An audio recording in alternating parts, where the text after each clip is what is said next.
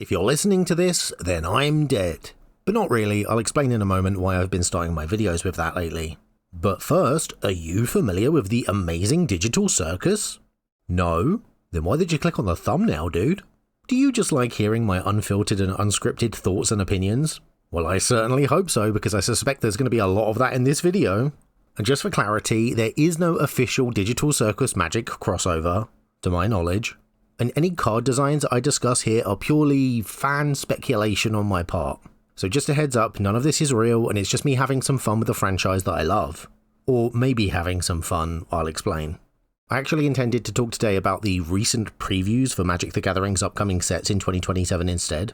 But I made the mistake of, just before sitting down to record this, literally about 8 minutes ago, first watching an advertisement for the amazing digital circus crossover with Fortnite. And I had several stages of visceral reactions.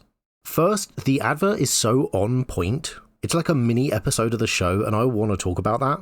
I want to talk about Fortnite, I want to talk about the nature of crossovers and how they impact a player's enjoyment of a franchise. Yes, that means I want to talk about Universes Beyond. But mostly, I want to talk about how, upon my initial seeing of the trailer, my reaction was to imagine what a digital circus secret lair might look like, but then how I thought twice. And my reason why I would never actually want to see something like that printed for real in an official Magic capacity. I have a lot of criticism that you'll already have heard on how large companies handle crossovers of this nature, but I think this digital circus one has shown us a better way. So I'll try to end on a positive of how companies might hopefully handle things like this in the future. But first, what even is the amazing digital circus? Well, I'll be brief because if you're watching I suspect you already know, but it's an animation from an independent studio that went viral, for good reasons, because it's a very high quality show that is now complete and fully watchable on YouTube for free. There's only like 6 episodes and most of them are less than half an hour in length, so you can watch the whole thing in a day or two if you wanted, and I'd recommend that, because I thought it was great. The ending is controversial in some circles, I understand, but I loved it. I thought it was perfect. I'm not part of the fandom or whatever, I'm just someone who watched the show for the first time from my safety and comfort shelter recently, and I thought it nailed it. The entire show is this juxtaposition between fantasy and reality. So the show doesn't shy away from demonstrating that sometimes good people do bad things, sometimes bad things happen to good people, and sometimes things don't make sense, and there might not be any justice in that, but that's life. And I think that's what the show is ultimately about, accepting both your circumstances and yourself. The show is art. And that's basically the biggest compliment I can think to give a piece of media that I've engaged with. As the amazing digital circus left me thinking and feeling things, and that's what it means to be alive. So 10 out of 10 from me, would art again. The show itself is an adaptation or spiritual successor to I Have No Mouth and I Must Scream. It is a horror, but I don't think that tag does it justice. There's not really like any jump scares or... I mean, if you look at the art direction and hear the word horror, your brain probably goes to things like Five Nights at Freddy's or Poppy's Playtime or something, where those sorts of things are presented as being cutesy but is secretly sinister and horrifying underneath. The Amazing Digital Circus isn't really anything like that. It's smarter than that. It's more oppressive. Basically, yes, it is a cutesy digital circus, but everyone is trapped there, in this digital space, forever, and they know it. So they're just trying to find ways to spend their time to stave off insanity. The weight of that circumstance is crushing, and the show kind of explores that and how certain people would react. It's great. But even that aspect's not really the focus of the show because, well, the character writing is amazing. Take my favourite character, for instance, Ragatha. To explain the name, once someone enters the circus, they forget their real human name and are given a new, crueler one by the insane AI that runs the place as a form of torment. I have no mouth and I must scream. Anyway, Ragatha is the worst kind of friend. She's so phony. If ever you've worked in like a call centre or retail or a corporate space with someone who says things like, well, here, we're more like a family, then you'll know what I mean. She's clearly trying to be nice and friendly, but in an incredibly forced plastic smile kind of way that's obviously hiding either her true feelings or possibly some insecurities, and characters do call her out on it, but the performance and the writing, it's very subtle. That kind of fake niceness is very hard to write because if you swing too much towards the fakeness, then the character becomes completely intolerable.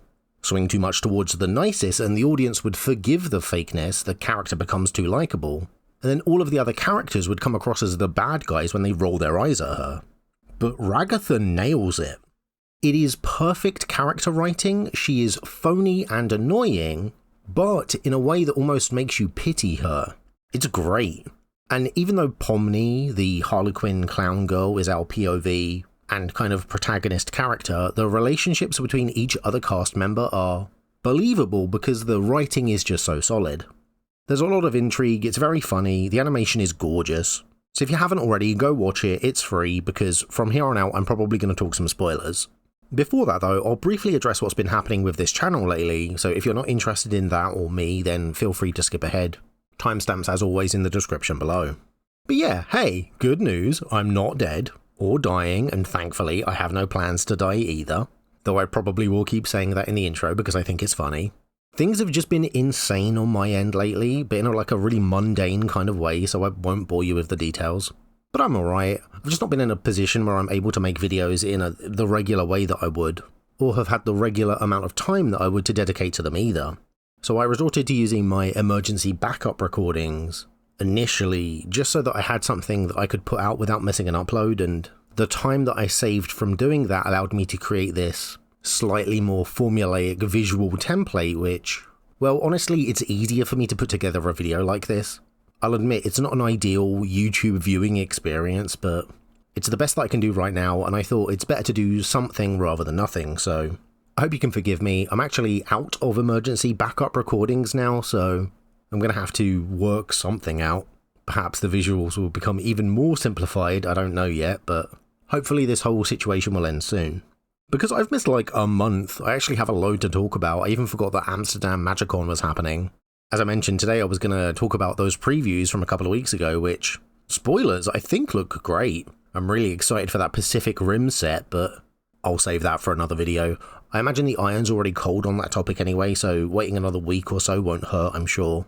I also want to discuss just a bunch of crazy stuff that Mark Rosewater has been saying on his blog lately, and overall trends in all of gaming, not just TCGs, that I think are going to have knock-on effects to Magic. Sony and Rockstar's Grand Theft Auto are trying to kill physical media, and this is going to impact us in the tabletop space, I suspect, so look forward to those topics in the coming weeks. Probably in this unscripted conversational format. I apologise again. There was a brief period where I felt like maybe I'd overreacted by uploading one of my emergency backup chats instead of working on something new. But then that decision was immediately proven to have been the correct one, so I don't regret it. The only real downside is the fact that I'm not being given the opportunity to even try to reply to your comments. And that really sucks. I think if someone takes the time to write me, it's only polite that I write them back. Or at least try to, and I haven't been able to do that, so I've managed to read a handful of comments, so I do really appreciate them, but yeah, it sucks. I really apologise for not having been as active in the comments as I usually am. Hopefully this situation won't last forever though, so I'll try to get back to normal as quickly as I can. And for now, I'll keep these videos very casual, and I'll continue to feel bad for not being able to reply to all of you. Sorry again. Anyway, I said I had stages of reactions from watching that trailer. First was to imagine what an amazing digital Circus secret lair might look like. I immediately had the idea for a Zooble card that is just a 5-color 0-1 that when it enters lets you search your library for 5 body part artifact cards. And each one of those body part artifacts lets you cast them for free if you control Zooble, with the neat thing being that there would be like 10 plus of these unique body part cards, each adding a different effect like wings for flying or multiple legs for trample, arms with guns for reach, or simple things like +3, +2 or whatever. So you could customize your Zooble each time you play them, and all of the body parts would just be normal equipment so would still function as regular Magic cards the rest of the time too. The other ideas were less fleshed out, but I'll run you through them. I'd give Pomni some sort of group hug effect. Gangle would probably get Skulk or something like that. No, I'd give Gangle one of those Kamigawa flip cards, you know, with the happy face one end and the unhappy face the other. Jax. Oh, spoiler warning if you haven't seen the show. Jax. I've seen some people online refer to Jax with she, her pronouns, but that's not what Jax got the rest of the cast to use, and whether you agree or not, I feel like the only person who gets to choose someone's gender identity is themselves, and like, it doesn't matter who you are. If someone misgenders you, calls you madam instead of sir, that annoys you, right? And I watched the show and it seemed pretty clear to me that Jax didn't want to be addressed as anything other than a man, so his card would probably have transform on it. I guess tragically the reverse would be one of those big rainbow-eyed blob monsters. Just heartbreaking. God, what a good show. Spoilers again, what a brave ending. Kain, I guess, would get phasing or eminence or some busted nonsense. Who have I missed? Oh, Kingar would get life gain, or make tokens that gain you life, like the butterflies. And, Ragatha, she'd get protection from everything because she's adorable and you leave her alone. And horsemanship, she'd like that, she'd also get horsemanship. After I watched the trailer, I got ready to record something for a video and then paused and wondered if I should maybe make those cards for real and then do a video about that instead. I've done it before with X-Men and sometimes talked about how I design whole sets like Alpha Centauri and, well, ironically Star Trek, but it dawned on me that I don't want to. In fact, I haven't made one of those videos in a very long time, and I think the reason is fan reskins of Magic cards are still cool in my eyes, as this character wouldn't make sense in Magic aspect is something I think you can overlook when a fan designs it. But when it's official, when mechanically unique Sonic the Hedgehog cards are now the norm, I don't know. I think WotC killed any passion I have for seeing that sort of thing, especially as I expect more when it's done in an official capacity. And they never give that to us. It's always like, have you seen that Star Trek Khan card from the J.J. Abrams movie? He's a Phyrexian. The Phyrexians are unstoppable cyborgs who want to assimilate every living thing and add them to the collective. Which, you know, to me at least sounds like the Borg. But no, the Star Trek character that gets the Phyrexian subtype is Khan? This is nothing. This is less than nothing. If a fan designed that card, I'd overlook it, but they didn't. This is an official card.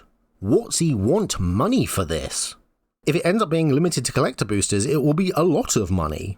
I'm all in favour of a reprint of Shieldred, but they didn't care enough to stop and figure out what I imagine all of us who like Star Trek thought upon immediately seeing the card? That this obviously should be the Borg Queen. What are we doing? I'm so sick of cheap nonsense reference cards that say nothing. Tell a story with the cards, WotC, Christ. The Green Goblin isn't a goblin. I do not care what serum he took. That's like saying that if you drink Monster Energy drink, it makes you into a monster. That's nonsense. But the card has the goblin creature type. Why? Well, because he's got goblin in the name. But the word green is on there too, but he's not a green card, so which way is it? Does the name take precedent over the mechanic or not? Half-baked. And this continued frustration of being like, oh look, it's Donatello. More Donatellos than you could want. More Donatellos than anyone could possibly ever want. All crammed into one set. Do they make sense? Don't question that, people will buy it anyway. That lackluster, profit-motivated approach from WotC kills the passion that I have for fan designs for me. So I haven't had a desire to make a video or any custom fan cards like that for a long time. Until I watched this Digital Circus Fortnite trailer. I do not play Fortnite, but I watched this trailer and I thought it nailed it. Gangle being the only one who seems even vaguely interested in the game, but then being told in the bluntest way imaginable that she's not even a consideration for featuring, probably because she's not as popular a character, is perfect. What a knock on her ego. Pomni pointing out the obvious that her character model isn't the right proportions, with Kain being like, yeah, don't worry about that, and then stretching her to make her fit. It's great. It acknowledges the problems and addresses them, and what I love about it is this is one of the rare instances of a crossover where the IP being adapted actually changes to fit the game that it's going into. Zooble is not a pickaxe, but the idea that they would be used as one in Fortnite as a form of dehumanizing torture is useful for a game mechanic, but also completely on brand for the show. I'm not a Fortnite guy, so maybe this treatment of crossover IP isn't new, but I have seen other crossovers where Goku has a gun, or Batman, or the Xenomorph, or the Ninja Turtles are all there, and, you know, they all have guns, and it's like, what are we doing here? They're getting the Phyrexian Khan treatment. Like, why are these characters shooting guns? These worlds weren't meant to be jammed together. It feels cheap. But when it comes to the amazing digital circus, well, no, they do have guns. They do shoot each other. Putting them in Fortnite not only makes narrative sense, but like, it makes meta sense as well. Fortnite is a digital world, so digital circus characters could very much appear in there. And what a wonderful form of torment for them. They even went the extra length of addressing the concerns of nitpicking nerds like me, saying, no, it's just going to be Jax and Pomni, because not only is continuously getting shot going to be a torture for those two, but the harsh exclusion of everyone else works as an additional torment for them, as they're made to question why they're not wanted, make them really insecure about themselves, and all of that feels very much in line with Kane's insane arc where he's really sticking it to them. So from an outside perspective, this feels less like a crossover, and more like a natural extension of both franchises, which is wonderful. I don't and have no plans to play Fortnite, so perhaps I'm wrong. And I can imagine there's a die-hard fan like me out there, but for Fortnite, who will say none of the crossovers make sense and the game should just focus on Jonesy and that banana character or whatever. But from my outside perspective of what I know of Fortnite and what it seems its audience both wants and expects, this crossover seems to fit for both franchises, and that's huge. Basically, to really underline my point, what impressed me here most was the fact that the amazing digital circus made itself fit for the game. Pomni stretched her character model to make the right hitbox, and justifications were given to why Zooble is a pickaxe and why Gangle isn't included, nearly forgot her name there. And that gets me thinking about how crossovers currently work in Magic the Gathering. The argument I hear the most in favour of things like Final Fantasy and Lord of the Rings is that those are fantasy franchises, and Magic is a fantasy game, and so they fit. But I've always disagreed. Admittedly, that might be because I'm biased, because I don't really know Lord of the Rings or Final Fantasy, those two aren't things that I'm particularly interested in, but from my perspective, I'd say Subnautica is a survival horror, but so is Resident Evil? But I don't know, maybe it's just me, but I think it would feel out of place if the next game had Leon Kennedy fighting leviathans from a submarine. That would be weird. How I Met Your Mother was a sitcom, but so was MASH. Having the same genre is not enough justification to explain away why Ted Mosby would now be fighting in the Korean War. So It's All Fantasy just doesn't do it for me. And more importantly, I'm yet to see any universes beyond that I actually think work within Magic's 5-colour system. Magic's worlds are built to give equal focus to each of the 5 colours. The worlds of external IPs aren't. And so when they cross over, something has to give, and it's almost always Magic. Yes, you can put Gandalf and Spider-Man on a card, but unless efforts are taken by those franchises to adapt their world to fit Magic, then any Universes Beyond set is going to leave me asking, what benefit was gained for transplanting these characters onto Magic cards, outside of they will sell a lot for the shareholders? Yes, they'll bring in new players, but that doesn't mean that the external IP has to be the sole IP on display. As much as I think that Phyrexian Khan card is dumb and lazy, at least it's not mechanically unique. That card can exist to attract new players without being the primary game piece. And when it does come to mechanically unique Universes Beyond cards, I ask, were the colours of Magic even relevant, or could you have achieved the same results of just advertising the game using these characters if every card was colourless? Is Magic part of the attraction at all, or is it just being pushed to the background? The Mind Stone makes white mana. Why? Could this card be any colour justifiably? Is the colour the point, or is it just, hey look, it's Marvel stuff on a card? Have you seen those signed Star Trek cards? They're textless. The amount of magic on a magic card is shrinking all the time because it's not becoming important. Universes Beyond is making this less of a game to be played and more of these just cards to be collected. And even when it comes to the narrative, I have to ask, what was the Final Fantasy set actually about? Because it seemed to me to just be about, hey look, it's Cloud on a magic card. But really? Is that it? Hey, remember that old Doctor Who episode? Well look, this saga sort of retells the story of it. Am I crazy that it looks to me like the fact that these are magic cards is less important than the fact that they're references? Am I mad to expect to get more from a set than I could get from just looking at a sticker book? Sets used to tell a grand epic story. The cards weren't just references, they were the medium used to convey the narrative. And as long as Universes Beyond continues to rely on reference cards that's just Aang or Tony Stark slapped onto a card without any context for people unfamiliar with the franchise, then those characters in Magic, at least to me, are going to feel like substanceless cosmetic-only reskins. Exactly the same way that I feel when I see Superman wielding a gun in Fortnite.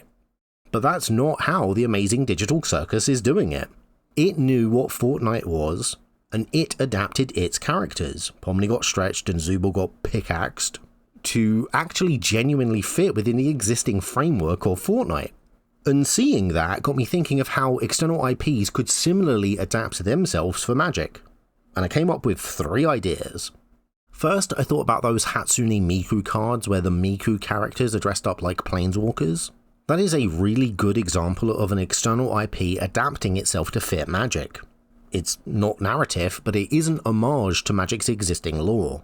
And at least I can say the reason that Miku card is black is because she's dressed like Liliana. So yeah, these homage cards are great. They make sense. No complaints actually. This IP did adapt its characters to fit Magic, so that Magic doesn't feel like it's playing second fiddle in its own game. Which is the thing that I want. Cool. Secondly, the Godzilla-style reskins are also an option, but honestly, even that's starting to wear a bit thin. SpongeBob was sort of the line where I'm thinking, okay, that's just the character slapped on a Magic card. Very Superman with a gun in Fortnite, but that Khan one is really pushing it. So if they are going to rely on this approach, which in fairness is what I'm asking make Magic the primary card, and then make the Universes Beyond a reskin, you know, to bring in new players and do all the things that they say that Universes Beyond is good for. Because they could print both, everyone could be happy. I'm still not over the fact they haven't printed the paper versions of the Through the Omen Path cards, but yes, for these Godzilla-style reskins, they really should put in at least some effort, because otherwise they're just going to feel like reference slop, and that's not good. I mean, there's a reason that we never see this Universes Beyond process go the other way. We don't see Ajani pop up in any of those franchises because doing that would degrade the world building of those IPs, so really it seems to me like maybe the idea isn't a good one, but if we are going to have it, at least let's do it with some quality and class. Anyway, third idea, if we don't want to do Godzilla-style reskins, and if we don't want to do Miku-style homages, then how about we solely focus on the areas of that external IP world where being featured on a Magic card would make sense as a natural extension for both Magic, with its 5-color system, and the IP and its narrative. Something that isn't just a reference but actually enriches and expands both. Use Magic to actually explore something new within the external IP, or look at it from a 5-color perspective.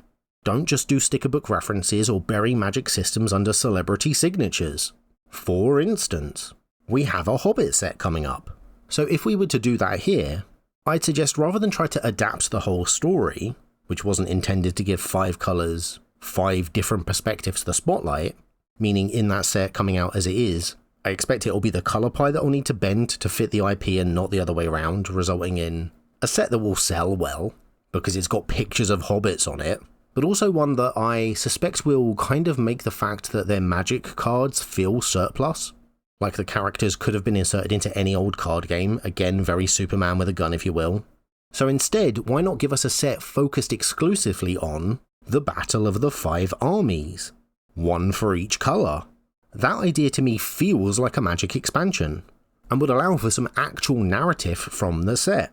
And I would prefer if these cards were reskins of in-universe versions, but even if they aren't, and without me knowing anything about The Hobbit, I'd still be interested in a game like that.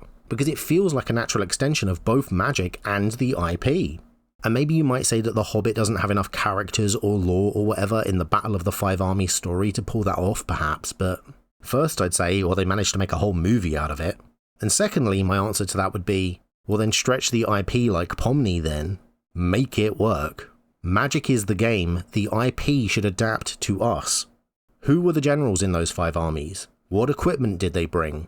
What battalions did they have? What were their tactics? And if that's not something that the book explored, well then awesome. What an amazing opportunity to use magic as a medium to explore something new. Even without being a fan of Universes Beyond, I think that still sounds interesting.